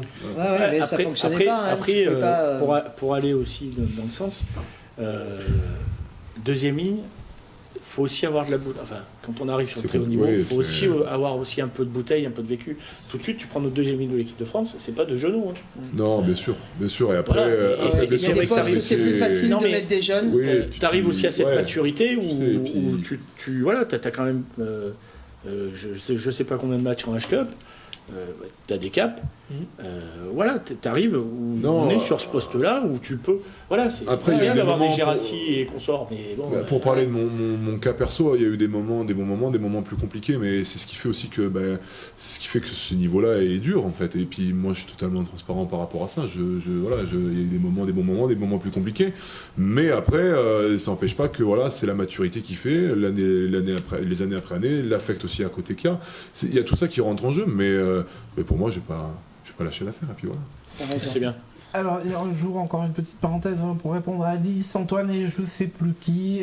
On va en parler du top 15, de l'H Cup, tout ça. Ça sera juste dans la rubrique, dans la toute petite rubrique qui suit. Il n'y en a pas pour très longtemps. En attendant, j'avais une question d'Éléonore pour Paul. Il y a certains matchs sans public, on les perd. Est-ce que, selon toi, avec public, ça aurait pu changer l'issue ? Oui, j'en suis persuadé parce que aussi, d'une parce que le public quand on vous voit avec nous, quand on a toute cette euphorie dans le stade, ça nous transcende. Quand on va sur des matchs coup près, forcément que votre appui est important. Et du coup, on a vu, il y a un sondage qui a été fait qui était pas mal. D'ailleurs, je trouvais il y a eu beaucoup plus de victoires à l'extérieur cette année que les années précédentes, donc forcément que ça y joue. Ah oui, c'est vrai. C'était le record. Ça a été le record de victoires à l'extérieur parce qu'il n'y avait plus le public pour... Là où tu es un peu intimidé, et pour en revenir au match de ce week-end, des matchs à Brive où c'était phénoménal, où c'était à coup près, c'était top, quoi, parce qu'il y avait de l'animosité, mais c'était pas méchant dans le sens où tu vois à la fin on passait dans les supporters et puis c'était tranquille. Voilà. C'est cette chance-là qu'on est au rugby. Naya l'a dit au début 2-3 fois, on l'a pas relevé, mais vous aurez quand même votre haie d'honneur visiblement samedi au stade. De quoi ? Oui, j'ai vu ça. Ouais, c'est cool à chaque fois. Et merci parce que vous pensez à nous et c'est top. Alors, il y a une question d'Antoine qui te demande si tu te rappelles de tes premiers entraînements à l'ASFC Coventry et t'as le bonjour de Titou Xavier Chabot. C'est gentil, je leur retourne le bonjour. Alors, pour moi, j'ai jamais commencé à Coventry. J'ai fait toute mon école de rugby à Châteauroux, dans le 36. Alors, je suis né pour tout à l'heure. Tu m'as fait un petit. Non, je suis né à Coventry. Mon papa est de Coventry, ma maman est de Béziers, donc de l'Allier. Et je suis parti à Châteauroux à quasiment 4 mois. Donc en fait, j'habitais à la campagne. Après, hop, on a déménagé à la ville. Et à la ville, j'ai connu le rugby. Donc j'ai fait toute mon école de rugby à Châteauroux. Mais en revanche, je passe de très bons moments et je suis un commentrien de cœur. Parce que mon papa ayant joué au rugby à Commentry. Pour avoir joué à Commentry, rugby plus que rugueux, pardon. Ouais, c'était c'est vrai. Ouais. Non, mais je suis un commentrien de cœur et je suis le parrain avec mon ami. Ce stade avec le vélodrome, ouais. Ouais, le vélodrome. Avec mon ami Julien, mon meilleur ami Julien Kazubek, on est parrain de l'école de rugby et c'est une fierté pour nous parce que moi, vu que je suis un peu d'adoption, c'est top parce qu'à travers ce que mon papa a fait et toute ma famille a fait là-bas. C'est plutôt un honneur, quoi. Alors, si tu dis qu'à Commentry, c'est un jeu assez rude, ils sont assez sanguins, Paul a quand même gardé de petites traces de tout ça, parce que même s'il ne veut pas le dire, parce que ça fait 2-3 fois que je le vois dans les interviews, et même ce soir, je trouve que tu es quand même quelqu'un de sanguin, et c'est ce qu'il nous faut. Moi, je trouve que... Je suis quelqu'un qui marche, encore une fois, à l'affect. Et quand quelque chose me touche, je peux pas rester dessus. C'est compliqué. Après, je suis quelqu'un aussi de réaliste. Donc du coup, voilà. Mais ouais, sanguin, il en faut. Mais il faut penser à quelque chose aussi, c'est que quand tu arrives dans un milieu top 14, ben forcément, même quand tu joues au rugby, vous avez joué au rugby pour certains, mais il faut quand même rentrer dans sa bulle et rentrer dans un sport de combat. Oui, c'est comme si on disait à un boxeur, vas-y, enfile les gants, mais vas-y, peinard, quoi. Ouais. Non, ça marche pas comme ça. Donc forcément, au bout d'un moment, on s'accroche. Forcément que j'aime le maillot, j'aime les coéquipiers aussi avec lesquels je joue, et que forcément on s'est accroché. Mais ça s'est toujours fait dans le respect. Dans le respect, j'ai jamais été, et je pense que ça serait vu. J'ai dû prendre 2 cartons, un carton jaune sur nervosité ici à Contre-Brive, j'ai encore en tête, et un autre à Lyon sur une faute technique. Mais voilà, je pense que j'aurais pris beaucoup plus de cartons rouges que ça. Aurélie qui te demande si... à 13 ans, j'ai vu par contre. À 13 ans. À 13 ans.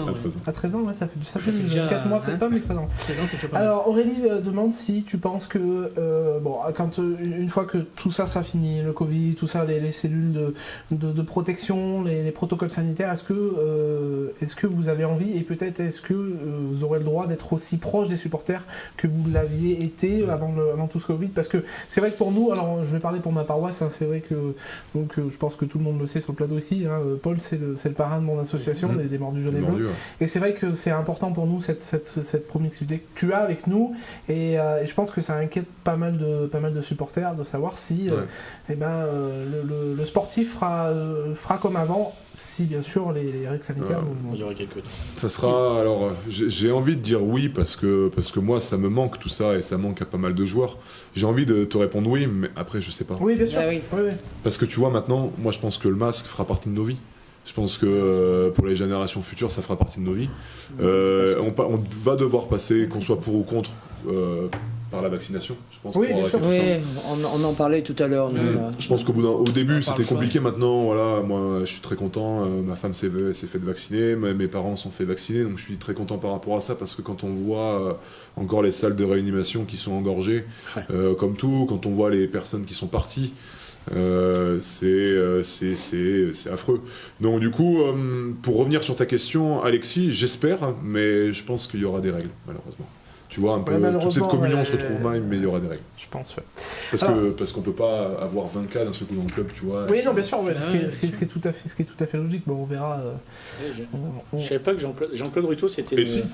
Et pour Jean-Luc, il le dit, Jean-Claude Ruteau et Châteauroux, et à chaque fois que je le vois, on en rigole toujours, et il me raconte des bons souvenirs. Il a voulu, quand mon papa jouait à Commentry, il a voulu le ramener à Châteauroux, et mon papa est resté à Commentry. Mais du coup, Jean-Claude, c'est quelqu'un que j'apprécie beaucoup. Jean-Claude, c'était un des CTR, conseiller technique régional. Oui, mais je sais qui c'est. Sur le comité d'Auvergne, avant Salcherou. Non, mais moi non. Ah oui, tu savais pas qui c'était. Ah oui, d'accord. Et qui était à l'école de rugby. À l'école de rugby de l'ASM. Il n'était pas né, lui. Et Eric Ruteau, moi, m'a entraîné en junior à l'ASM. Avec Xavier Verdi. Ah ouais? Ouais. Avec Xavier Verdi, ouais. Donc, non, c'était... Alors, c'était des bons moments. On va terminer sur une dernière question avec toi et puis on passera sur le carton rouge. Sur une question de Phil Blue, alors je sais pas si c'est amateur de foot, mais il demande, avec la possible montée en Ligue 1 du Clermont Foot, et si ça se fait, que penses-tu de la dualité des deux sports à haut niveau? Est-ce que tu penses que ça peut être un plus ou... Ouais, c'est un plus. C'est un plus, ouais. C'est un plus pour la ville, c'est un plus pour l'Auvergne. Puis c'est pas les mêmes spectateurs, Hein. Non. Enfin, il y en a qui La aiment. capricieuse revient. Hein.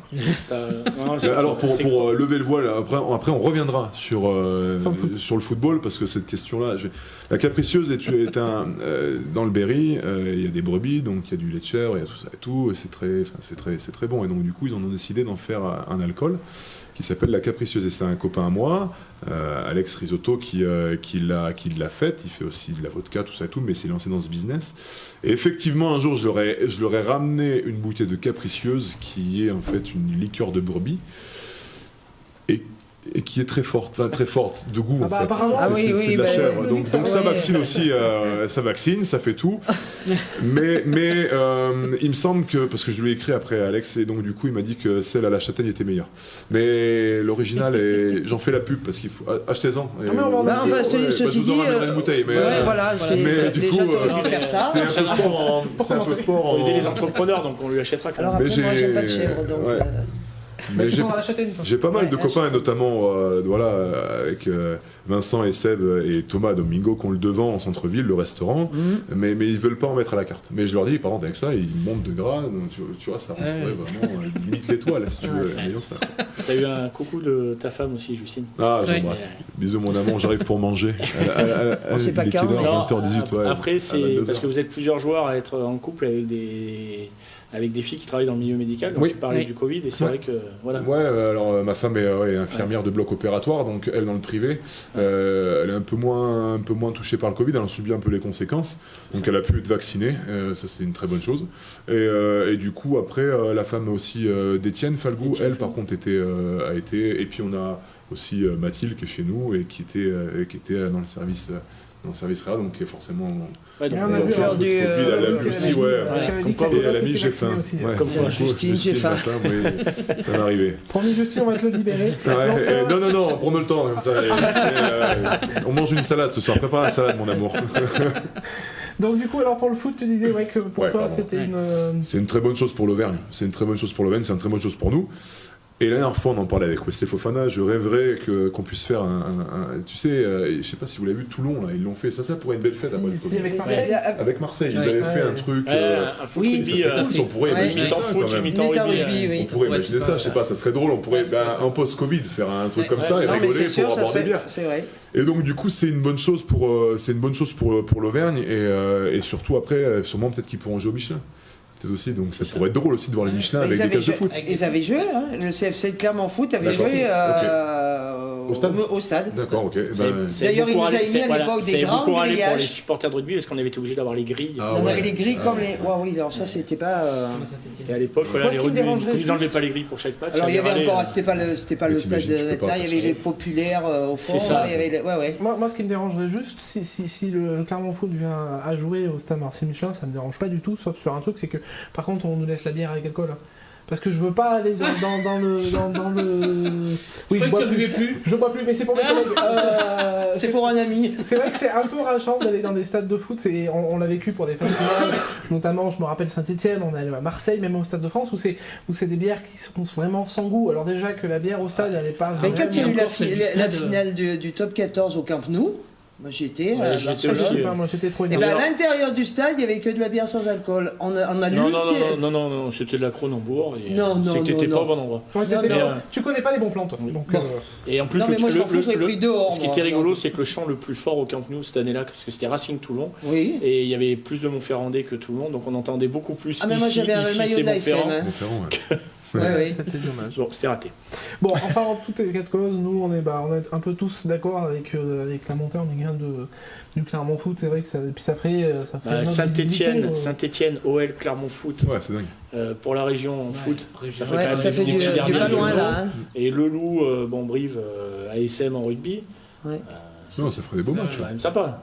Non, mais nous, on signe tout de suite. Bon, alors, on va passer au jingle du carton rouge. Et tu voulais pas parler des filles, non, quand même Après. Ah, Ouais, c'est si, après, oui. pardon. Voilà. Donc, si... Putain, en gueule, mais là, on a dépassé l'heure. Hein. c'est pas de ma faute. Pas grave, on discute. Alors, si on peut avoir le jingle du Ah, du pardon, carton rouge. j'y C'est une gueule de...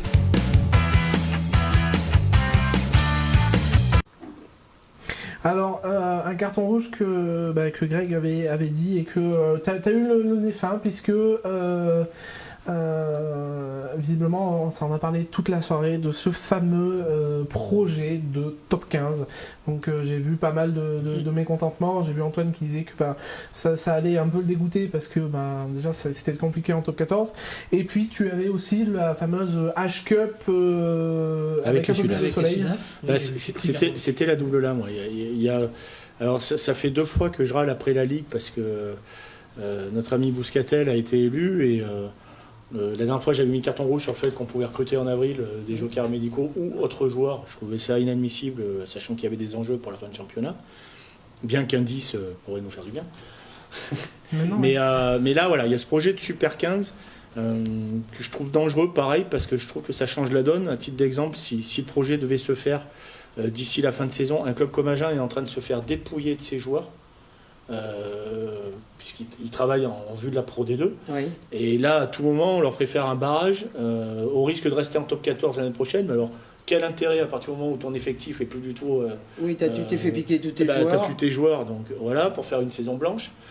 Financièrement, je trouve que les clubs ont tous été impactés par le Covid. Oui, se partager les droits TV avec encore plus d'équipes, parce que le top 15, à la place du top 14, amènerait aussi un top 17 en Pro D2. Donc il faudrait se partager les droits avec autant de clubs. T'en rajoutes un, donc voilà, dans une période où on est quand même, on ne sait pas ce que l'avenir réserve financièrement. Je trouve ça une fois de plus, et puis à 6 semaines, 8 semaines de la fin d'une saison, non, moi je trouve que le projet il mérite d'être mis sur la table peut-être, mais dans un futur à moyen terme ou long terme. C'est pas le moment. Pas à court terme. Et dans la foulée, on apprend pareil que la H-Cup risque de se retrouver avec 4 clubs sud-africains, puisqu'ils inventent une nouvelle compétition celte. Je ne me rappelle plus le nom d'ailleurs. La Rainbow Cup. On se déguisera en druide. Où ils intègrent 4 clubs sud-africains. Et ils se parleraient maintenant de nous intégrer les clubs sud-africains dans la H-Cup. Là aussi, je trouve que c'est une Coupe d'Europe, c'est une Coupe d'Europe. Les Sud-Africains ne sont pas européens. Alors même si on n'a pas de décalage horaire, c'est quand même 10 heures d'avion pour les joueurs. En fait, on va finir par... Moi, j'ai pas compris. Sans déconner, j'ai pas compris. Mais on va finir par faire une Coupe du Monde des clubs. Mais là, c'est plus une histoire financière, puisque c'est les mêmes qui financent la Rainbow Cup. Oui, c'est ce que tu m'as dit tout à l'heure. Qui souhaiteraient intégrer les 4 clubs sud-africains dans le projet financier qu'ils ont. Mais on n'est plus sur le H-Cup. Il va falloir qu'on se dépêche parce que Jean-Pierre... Il y a plus belle la vie. Il y a plus belle la vie, là. Bon, moi, ma femme, elle préparera pas à manger, du coup. Après, c'est vrai que c'est un petit peu compliqué. Alors, en plus, on passe sur un top 15. Alors, forcément, comme le disait Émilie, en plus, on passe d'un potentiel top 12 il n'y a pas très longtemps à un top 15 d'un coup. Enfin, bon, après, on le sait, c'est toujours été comme ça. Mais c'est vrai que, il y aura encore un match en plus, il y aura encore des doublons en plus, il y aura encore... Voilà. Et c'est vrai qu'on le voit, même si tout à l'heure, alors j'ai pas rebondi directement parce que sur le fond de ta pensée j'étais d'accord avec toi, mais sur le haut de ta pensée j'étais pas tout à fait d'accord avec toi quand tu disais que les vacances pour vous c'était un peu particulier, mais qu'il fallait s'estimer heureux parce que vous jouez quand même. Je pense qu'il faut pas nous aussi qu'on oublie que c'est du sport professionnel et que c'est votre boulot et que vous aussi vous avez le droit de souffler pendant une semaine. Et c'est vrai qu'avec ces histoires de Covid, il y a des reports, là il y a beaucoup de clubs qui vont pas jouer ce week-end et vous allez jouer, et là ça fait encore un week-end de moins, et à force de tirer sur les joueurs, sur la corde, c'est vrai que moi ça me fait plaisir de les voir tous les week-ends, c'est vrai que ça m'occupe pas mal de temps, surtout quand on va au stade, mais je me dis si on tire sur les joueurs, on tire, c'est bien de les tirer tout de suite parce qu'ils sont à la lumière, mais après ça va faire des dégâts quoi. J'ai pas tout suivi moi, toute cette histoire de top 15, même de ligue avec les Sud-Africains, j'ai pas énormément suivi, mais ce qu'il faut bien comprendre, c'est que si jamais on rajoute une équipe, il faudra que ça, pour moi, la chose c'est que mon avis, que le salarié cap soit revu, qu'il y ait plus de joueurs aussi. Ouais, bien sûr. Parce que c'est comme ça qu'on pourra... Donc en fait, si d'un côté on fait toujours plus, mais on fait moins de l'autre côté, au bout d'un moment... Ça va pas fonctionner. Ça suivra plus. Vous voyez ce que je veux dire? C'est au bout d'un moment... on le voit déjà aujourd'hui, c'est compliqué de... On est en passe, c'est sûr, on se sépare de Nana Williams. Je suis intimement persuadé que c'est malheureusement financièrement qu'on ne peut pas le retenir. Alors, j'ai lu que Toulouse voulait peut-être le récupérer en baissant sacrément son salaire. Alors, c'est bon, comme tu l'as dit, c'est ça reste que de la presse. Mais moi, je me suis posé la question, est-ce que... alors, je n'ai pas cherché du tout la réponse, mais est-ce que quand on fait partie d'un club et qu'on est payé à une certaine somme, est-ce qu'on peut être... parce que si Toulouse lui propose, je sais pas, moi, moitié prix de ce qui touche à Clermont, mais que voilà, Nana Williams, il veut pas arrêter tout de suite, est-ce que Clermont a le droit de proposer la même somme? C'est un peu ça que je me suis posé une question. Parce que si on le laisse partir avec des regrets, c'est dommage, quoi.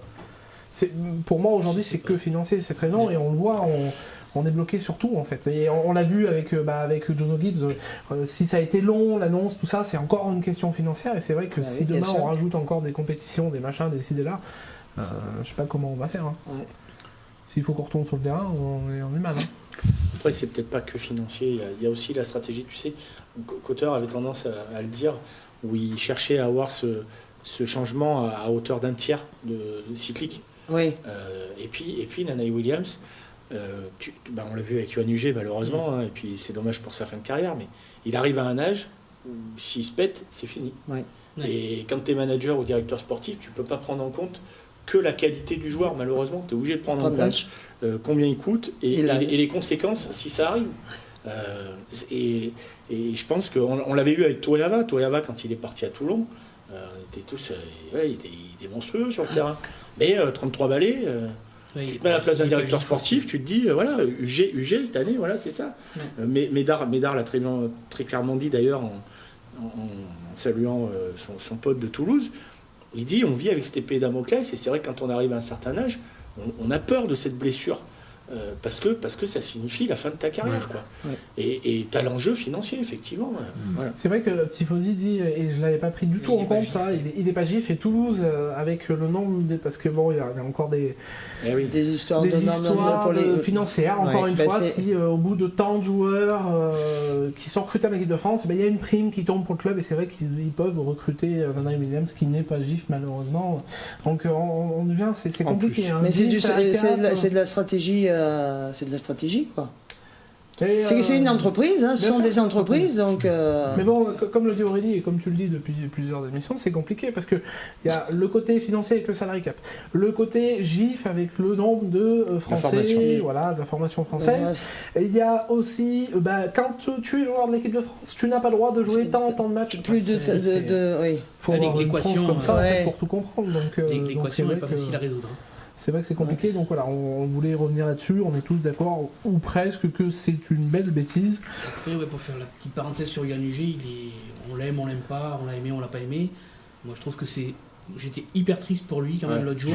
Moi aussi. Parce que ça fait vraiment mal au cœur de voir mais franchement, ça déjà la souffrance, parce que moi il avait décidé d'arrêter un tendon d'Achille, c'est hyper douloureux visiblement. Et puis c'est long à se remettre, c'est en conséquence. Et finir comme ça sa carrière, si on pense à quelqu'un qu'on aime beaucoup, qui n'est pas fini pareil, mais c'est triste parce que de finir une carrière sur blessure, ou pour Dato par exemple l'année dernière, arrêter sa carrière à cause du Covid, c'est quand même très triste. Des monuments comme ça de notre club.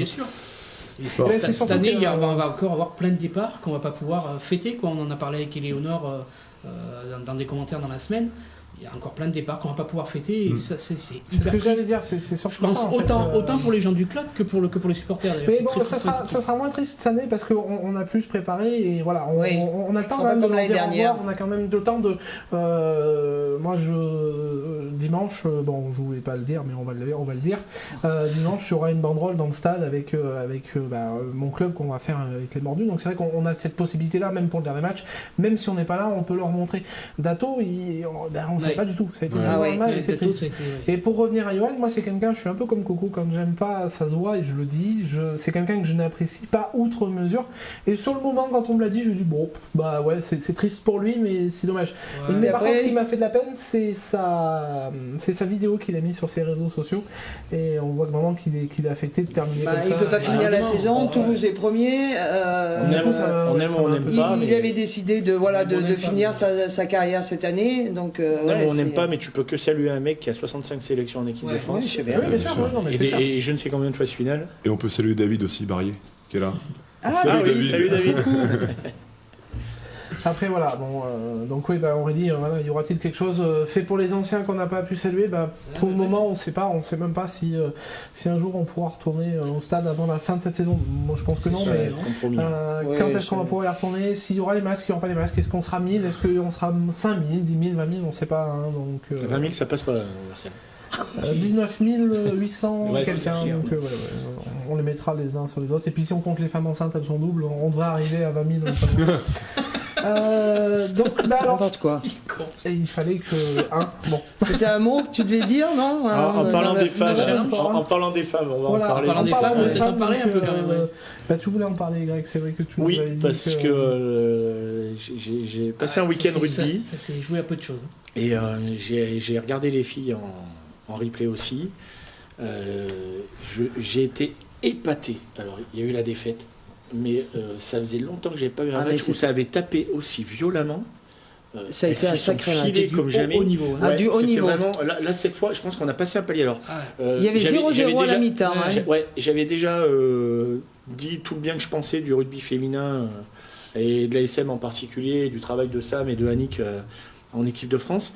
Mais là, je trouve que pour cette finale, on a vraiment assisté à un excellent match de rugby avec une énorme intensité. Bon, après, malheureusement, comme souvent contre les Français, à la fin, c'est les Anglais qui gagnent. C'est le côté un peu décevant. Non, mais c'est triste, mais... Autant il y a eu un essai de refuser. Alors, j'ai pas vu la vidéo, parce qu'à ce moment-là, je regardais l'ASM, mais il y a eu un essai de refuser pour les Françaises. Ouais, et l'essai anglaise mériterait quand même la vidéo. L'essai anglaise, là où ça peut être litigieux, c'est qu'on a une mêlée ultra dominatrice.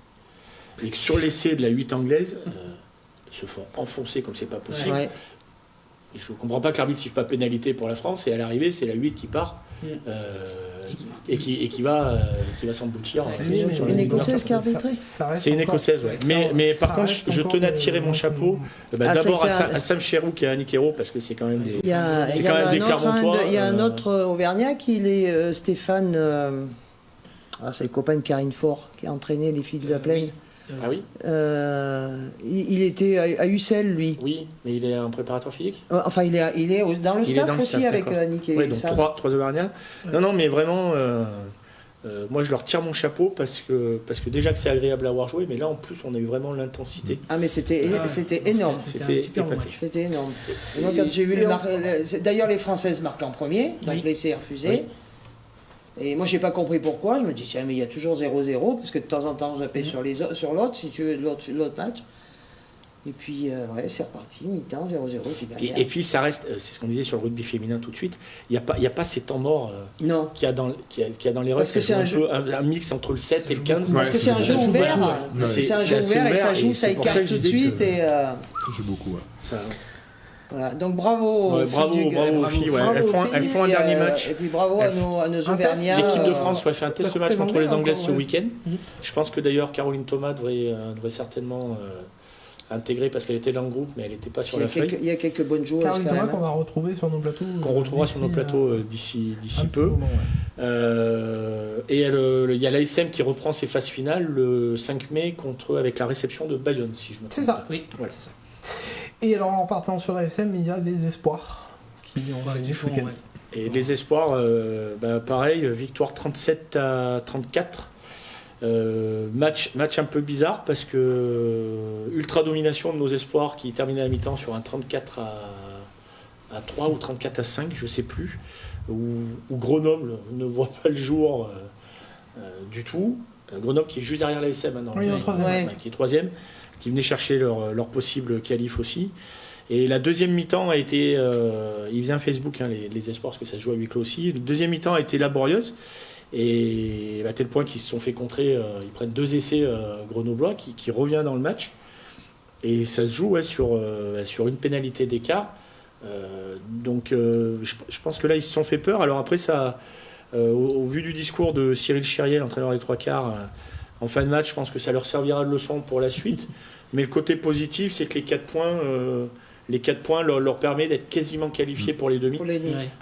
Donc pareil, il leur reste un match de Montpellier-Artard qui avait été au Covid ou autre, mais normalement, nos espoirs devraient se qualifier pour les demi-finales.